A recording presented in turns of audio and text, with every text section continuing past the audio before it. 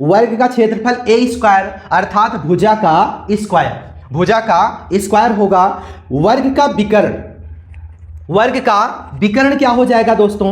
वर्ग का विकर्ण हो जाएगा a√2, वर्ग का विकर्ण a√2 होगा, जबकि वर्ग का क्षेत्रफल जो होगा a स्क्वायर होगा अर्थात भुजा का स्क्वायर और वर्ग का विकर्ण भुजा और √2 ये हो जाएगा।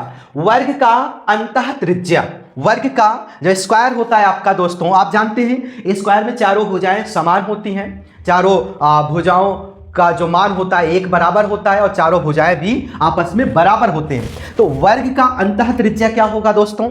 वर्ग का अंतः त्रिज्या, अंतः त्रिज्या जो होगा वो हो जाएगा a/2, मतलब भुजा का आधा, भुजा का आधा क्या हो जाएगा दोस्तों? वर्ग का अंतः त्रिज्या हो जाएगा। वर्ग का बाह्य त्रिज्या, वर्ग का वो जो स्क्वायर होता है स्क्वायर का बाह्य त्रिज्या क्या हो जाएगा दोस्तों?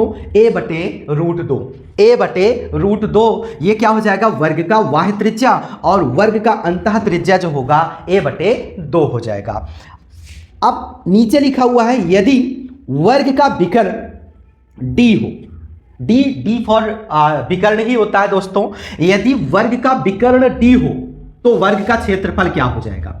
अगर वर्ग का विकर्ण अर्थात कोई मान दिया गया हो, वर्ग का विकर्ण d दिया गया हो और फिर तब उस प्रश्न में वर्ग का क्षेत्रफल यदि पूछता है तो उसी विकर्ण का स्क्वायर कर देना है और बटे में 2 कर देना है।